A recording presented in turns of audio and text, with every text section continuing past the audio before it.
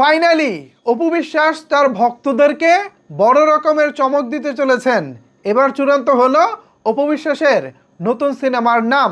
পাশাপাশি জানা গেল সিনেমাটি কোন ধরনের হতে চলেছে, পাশাপাশি গল্পকে লিখেছেন এবং সিনেমাটি পরিচালনার দায়িত্বে কে রয়েছেন। এই সব কিছুই জানাবো আজকের এই ভিডিওতে। আপনাদের সাথে রয়েছি আমি ওয়াসিম। অপু বিশ্বাসের ভক্ত যারা আছেন, এই মুহূর্তে বাংলা সিনেমা প্রেমী যারা আমার এই ভিডিওটি দেখতেছেন, তাদের সবার কাছে অনুরোধ করব ভিডিওটি শেয়ার করে দিন, সবাই যেন এই নতুন সিনেমাটি সম্পর্কে জানতে পারে।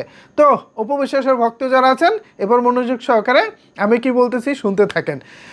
দীর্ঘদিন পর ঢাকায় সিনেমায় আবারও বড় রকমের বিগ বাজেটের একটি সিনেমা দিয়ে কামব্যাক করতে চলেছেন ঢালিউড কুইন তথা অপু বিশ্বাস।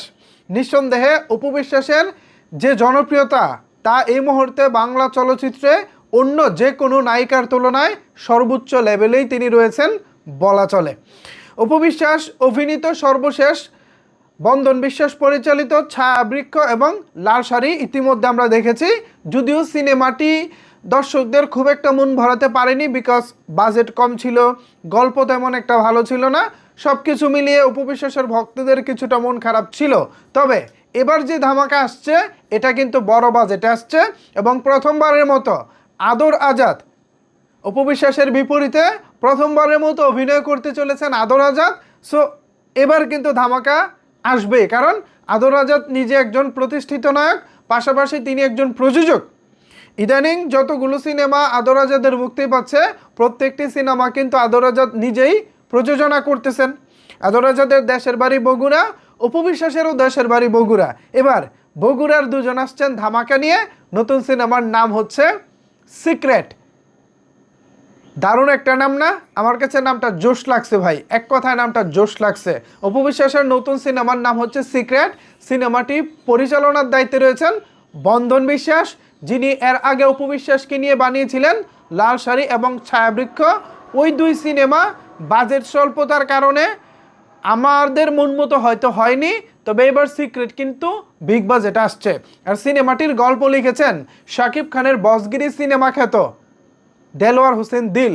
সো গল্প নিয়ে কোনো সমস্যা নাই, গল্প চমৎকার হবে। দেলোয়ার হোসেন দিলের নাম যেহেতু আছে, সো এটা মোটামুটি ক্লিয়ার।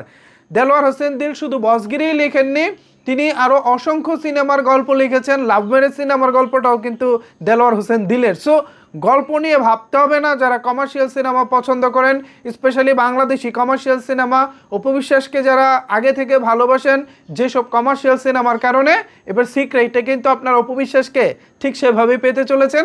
এইটা নিয়ে কোনো প্রকার কোনো ডাউট নাই, সন্দেহ নাই। সো আমি আশা করব অপু বিশ্বাসের এই নতুন সিনেমাটি দর্শক মহলে ব্যাপক সাড়া ফেলবে এবং আদর আজাদের কেরিয়ারে প্রথমবারের মতো বিগ হিট একটি সিনেমা যুক্ত হবে। আমরা কিন্তু দেখেছি অপু বিশ্বাসের যে ফ্যান ফলোয়ার, অপু বিশ্বাসের যে জনপ্রিয়তা, এটা এখনও অন্য যে কোনো নায়িকার তুলনায় বেশ ভালো অবস্থানে রয়েছে। সো সেই সব বিবেচনায়, সেই সব বিষয় যদি মাথায় রাখি, তাহলে সিক্রেট আগামী দিনে নতুন একটি হিট সিনেমা হতে চলেছে, এটা নির্দ্বিধায় বলা যায়।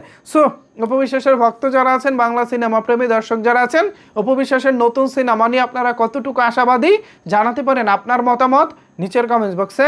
ধন্যবাদ সবাইকে এতক্ষণ আমার সাথে থাকার জন্য।